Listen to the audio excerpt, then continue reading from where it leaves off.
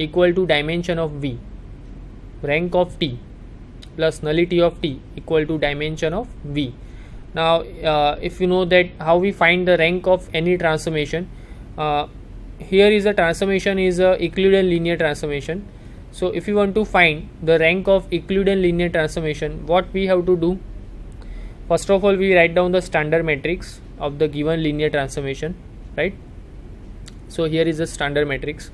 Then we want to find the rank of that matrix. That you should know that how to find the rank of that matrix. We want to find the rank of that matrix, and whatever the rank of that matrix, that is exactly the rank of the transformation, right? Whatever the rank of that matrix, that is exactly the rank of the transformation. That is the definition, right? Whenever our transformation is from Euclidean linear transformation, that means from Rn to Rm. Here is the transformation is Euclidean linear transformation. So you can easily find the rank of the matrix because right. So remember this statement, it's very important, rank nullity theorem, that rank of T plus nullity of T is equal to dimension of V. Now here is the standard matrix. Now how we define standard matrix? You can see on the definition, T of x, y, z is equal to x plus y plus z, x plus y. So take first coordinate x plus y plus z, and what is the coefficient of x, y, z in the first coordinate? 1 1 1, right? So that is our first row of the standard matrix, right? X plus y, in x plus y plus z, what is the coefficient of x, y, z? 1 1 1. So that is our first row of the standard matrix. And the second coordinate, take the second coordinate x plus y. What is the in second coordinate, what is the coefficient of x, y, z? That is 1 1 0. So that is our first second row of the standard matrix. So here is a standard matrix 1 1 1 1 1 1 1 1 0, right? And we know that whenever our transformation T from Rn to Rm, our standard matrix should be in form of m cross n. That means m number of row and n number of column, right? M number of row and n number of column. So here our transformation is from T from R3 to R2. So that's why our standard matrix is in the form of 2 cross 3. There are 2 rows and 3 columns, right? So 1 1 1, the first row is 1 1 1 and the second row is 1 1 0. Now we want to find the rank of this standard matrix, and whatever the rank of this standard matrix, that is exactly the rank of the transformation, right? Using the definition of rank of Euclidean linear transformation. So to find the rank of this matrix, what we have to do? We convert this matrix into a row echelon form, and then the number of non-zero row are exactly the rank of the matrix, and that's why that is exactly the rank of the transformation. So convert this standard matrix into the row echelon form. So our first process is we multiply first row with -1 and add into the second row. So here is the process, we multiply first row in -1 and add into the second row. So 1 1 1 and the second row becomes 0 0 -1. Hence the number of non-zero row are 2, right? The number of non-zero row are 2. Okay, this matrix now is in row echelon form. It's very easy to convert this matrix into a row echelon form with a single process. So the number of non-zero row are 2. So that's why rank of T, rank of this matrix is equal to 2. So that's why rank of the transformation is 2. Now we want to find the nullity of this transformation. Now what is nullity of the transformation? Nullity of transformation is nothing but the dimension of the null space. That means dimension of the solution space of the transformation, and we want to find the solution space of this transformation. That's why we put this to equation x plus y plus z is equal to 0 using this row echelon form matrix. X plus y plus z is equal to 0 and then minus z is equal to 0. So you can see in first column we have a leading entry and third column we have a leading entry, right? But the second column we don't have leading entry. So that's why we take y is equal to k. That you should know that in row echelon form, whenever we want to find the null space, what we have to do, what we have to suppose the variable, consider that column in which they does not have leading entry, right? So here first column have leading entry, third column have leading entry, but the second column does not have leading entry.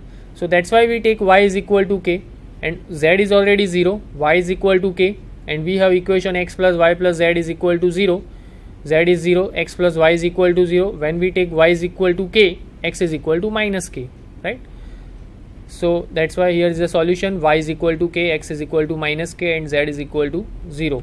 So here is the null space of the transformation, that is x1, x2, x3, that is k minus k, x, y, z, that is k minus k0, where k belongs to R, that is equal to k into 1 minus 1 0, where k belongs to R. Now nullity of T is equal to dimension of kernel of T, that is this null space of T is exactly the kernel of T, right? So nullity of T, that is equal to dimension of kernel of T, that is equal to 1. Now you can see what we have now: rank of T is equal to 2, nullity of T is equal to 1, and what is dimension of V?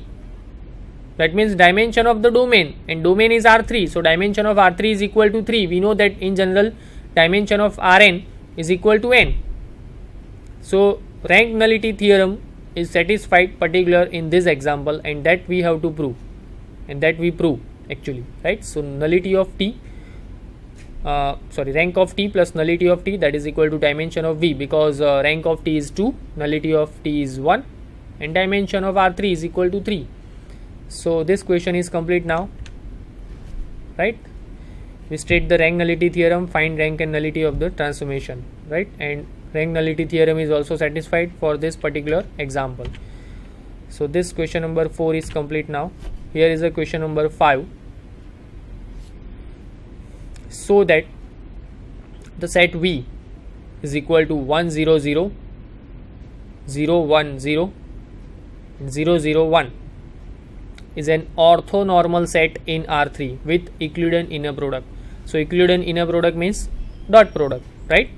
With Euclidean inner product means we have to use the simple dot product, and we want to find we want to prove that this set of 3 vectors 1 0 0, 0 1 0, 0 0 1 is an orthonormal set in R3. This is very easy question, and you can see this question asked in 7 marks in GTU question paper. So, and very easy question. 1 0 0, because these 3 vectors are actually standard vectors of R3, right? So now what is the definition of orthonormal set? Orthonormal set in R3. If you want to prove that this set is an orthonormal set, that means what? That means the inner product with any 2 vector should be 0. Inner product with any 2 vector should be 0, and norm of that vector that is equal to 1, right? Norm of each vector in this set should be 0. So you can see V1 into V2, you can take first inner product V1 V2, that is 1 0 0 into dot 0 1 0. So simply dot product 1 into 0 plus 0 into 1 plus 0 into 0, you will get 0. Similarly V2 V3, that is equal to 0 1 0, 0 0 1, that is 0 into 0 plus 1 into 0 plus 0 into 1, that is also 0. And V3 inner product with V3 V1, that is 0 0 1 dot 1 0 0, that is equal to 0 into 1 plus 0 into 0 plus 1 into 0, that is also 0. So this set of vectors are already a orthogonal set, right? Orthogonal means the inner product with any 2 vectors should be 0, and that is satisfied here. Now we want to find the norm of the each vector, right? Because we want to prove that this set of vectors are orthonormal. So what we have to do? First of all, we want to prove that orthogonal, that we prove because of inner product of any 2 vector is equal to 0. But now we want to prove that orthonormal. So we want to check that norm of each vector should be 1. So you can see norm v1. We want to find the norm v1 with Euclidean inner product. So if v is equal to x1, x2, x3, what is norm v1 with Euclidean inner product? Under root x1 square plus x2 square plus x3 square. Okay, that you should know that if v is equal to v1, v2, v3, that is a vector of R3, and norm v1 with Euclidean inner product, that is equal to under root v1 square plus v2 square plus v3 square. So if v is equal to v1, v2 up to vn, vector of Rn, then norm v1 is equal to under root v1 square plus v2 square up to vn square. So that we see here norm v1 is equal to under root 1 plus 0 plus 0, that is equal to 1. Norm v2 is under root 0 plus 1 plus 0, that is also 1, and norm v3 is also 1, you can see, right? So v2, v3, so that's why this set S is equal to v1, v2, v3 are orthonormal set.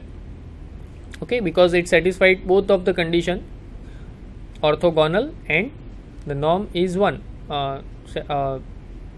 Norm of each vector is equal to 1. Okay, so this question is complete now.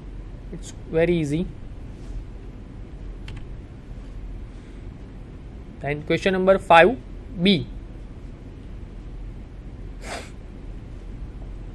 Find the eigenvalue and the eigenvectors of the matrix A, that is 0 0 minus 2 1 2 1 1 0 minus 3.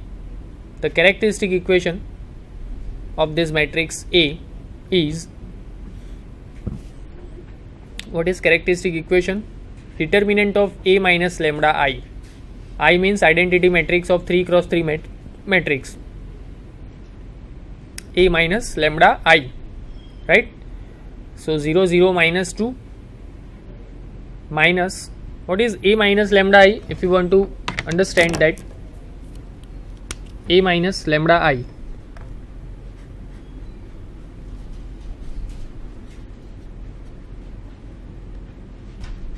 that is equal to, what is A here? 0 0 minus 2 1 2 1 and 1 0 3 minus lambda into I. I means identity matrix, so that's why 1 0 0 0 0 1 and 0 1 0 and 0 0 1. Okay, so this is equal to 0 minus lambda, so that is minus lambda, right? 0 minus 0, so that is 0 minus 2 minus 0, so that is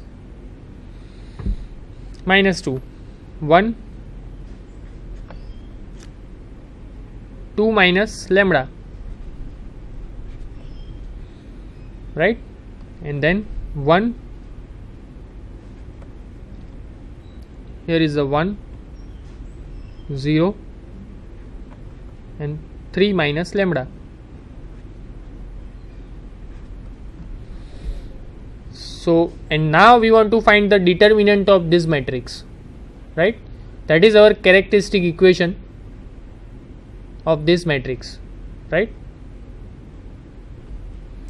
So here is the A minus lambda I, minus lambda 0 minus 2 1 2 minus lambda 1 and 1 0 3 minus lambda. Basically in main diagonal entries we have to add minus lambda. If you can understand, in main diagonal entries we have to add minus lambda, that's it.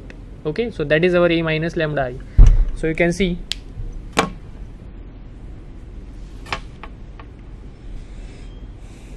and now we want to find the determinant of this matrix A minus lambda I, that is the determinant minus lambda 0 minus 2 1 2 minus lambda 1 and 1 0 3 minus lambda, that is equal to 0. So here is the determinant lambda cube minus 5 lambda square plus 8 lambda minus 4 equal to 0.